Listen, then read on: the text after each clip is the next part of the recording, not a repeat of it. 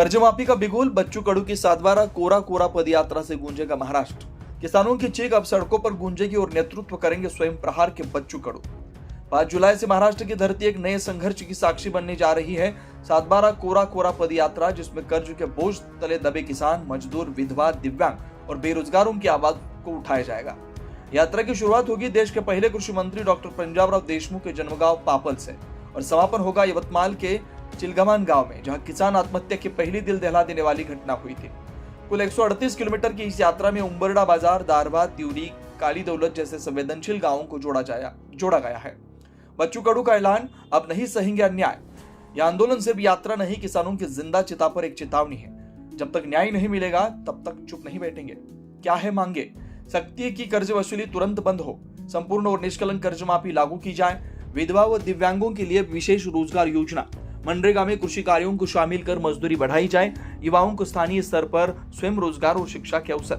बच्चू कडू ने साफ किया, यह आंदोलन राजनीति नहीं, जननीति है। यह कोई राजनीतिक प्रदर्शन नहीं, बल्कि एक भूखे किसान के खेत की पुकार, एक विधवा मां की आंसुओं की ताकत और बेरोजगार युवा की उम्मीद है। क्या सरकार झुकेगी या फिर सड़कों पर होगा संघर्ष? सातबारा कोरा कोरा अब केवल दस्तावेजी नारा नहीं, बल्कि किसानों की धड़कन बन चुका है। अमरावती से न्यूज फर्स्ट के लिए दुर्वास रोकड़े की रिपोर्ट।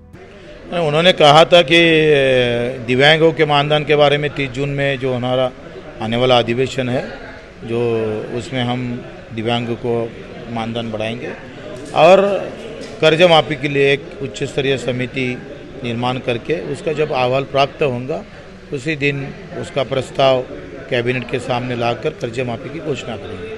तो बाकी के मुद्दे के इसमें तुरंत बैठक लगाने की उन्होंने आश्वासन जो दिया था, उसमें एक बैठक अभी तक हुई है। बाकी और कार्रवाई अभी तक हमें पता नहीं है सरकार क्या कर रही है, और इसीलिए इस पर दबाव बढ़ाने के लिए हमने अभी पदयात्रा की शुरुआत 5 जुलाई से 14 जुलाई तक, ये पहला टप्पा होगा। जो भारत के पहले कृषि मंत्री है पंजाबराव जी देशमुख, इनके गांव से शुरू होंगे और पहली आत्महत्या खुदकुशी जहाँ हुई वहाँ तक उसको हम लेके जाएंगे 5 से 14 तक। और आने वाली जो पदयात्रा है वो रामायण से संविधान तक, रामटेक से दीक्षा भूमि तक हमारी सिंदूर यात्रा निकलने वाली है। और वहाँ सब हमारी जो एकल महिला है उनकी वो साथ में आकर देवेंद्र जी, मोदी जी को राखी भी भेजेंगे। पूरे महाराष्ट्र में ये राखी का त्यौहार है 9 तारीख को। वो सभी मंत्रियों को, विधायक को और एमपी को हमारा सब राखी बांध के ये आंदोलन चलाएंगे। और हमारा आंदोलन तेज करने के लिए फिर से गांधीगिरी कर रहे हैं हम, क्योंकि भगत सिंह गिरी से ना सरकार को नुकसान हो ना लोगों को और हमको भी। अगर सरकार शांति चाहती है तो 2 तारीख के पहले उन्होंने घोषणा करना चाहिए। एक टिप्पणी आपकी तरफ ये भी हो रही थी कि आप दोनों सरकार नहीं उठाए। ये कोई कहने वाला होगा, वो हिंदुस्तान का रहने वाला नहीं है, ये साला पाकिस्तान वाला है। क्योंकि मैंने अभी तक 350 आंदोलन किए। आपको पता नहीं होगा, आपको भी नॉलेज देता हूँ। मैं राज्य मंत्री था तब मैं पंजाब के जो किसान आंदोलन चल रहा था वो बुलेट से मैं शामिल हुआ गया। CM to PM तक, मोदी के गांव तक हमने आंसू यात्रा निकाली। क्या यह आंदोलन दिखे नहीं? राहुल गांधी जी के अमेठी के में अंदर आंदोलन घरकुल के लिए किया। तो 350 आंदोलन, इसमें 182 शासन निर्णय हमारे निकाले। तो ये मूर्खता है, कोई पाकिस्तान वाला होगा साला। दूसरी टिप्पणी ये भी होती है कि बच्चू कडू जो है मतलब गुवाहाटी में गए थे, वो जो छवि थे, वो जो इमेज है, वो मतलब उस टाइप से हुई थी।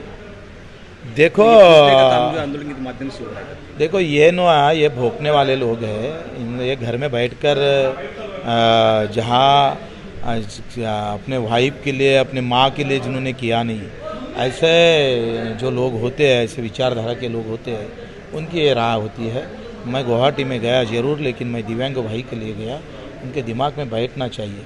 ऐसे जो हरामखोरी करने वाले लोग होते हैं ना, जो बिल्कुल लाचार और गुलामी होती है पक्षों की, पार्टी की, ये हरामजादों की कार्रवाई होती है, वो लोग ऐसे करते हैं।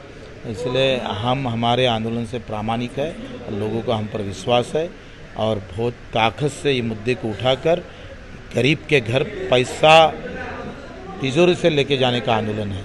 हमारे गरीब के घर ये पैसा जाना चाहिए।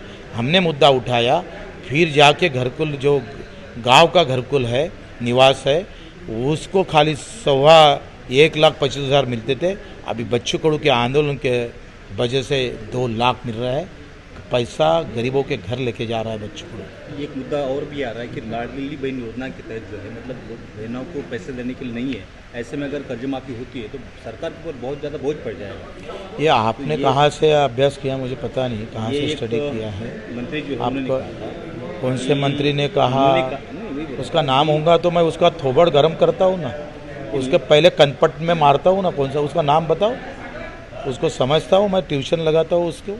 कि लाड़की कोई भी मंत्री होगा ऐसा बोलने वाला, उसके पहले कानपट में मारता हूँ और उसको समझाता हूँ कि मैं कैसे पैसे कितने हुआ 25,000 30,000 35,000 कोटी की कर्ज माफी है।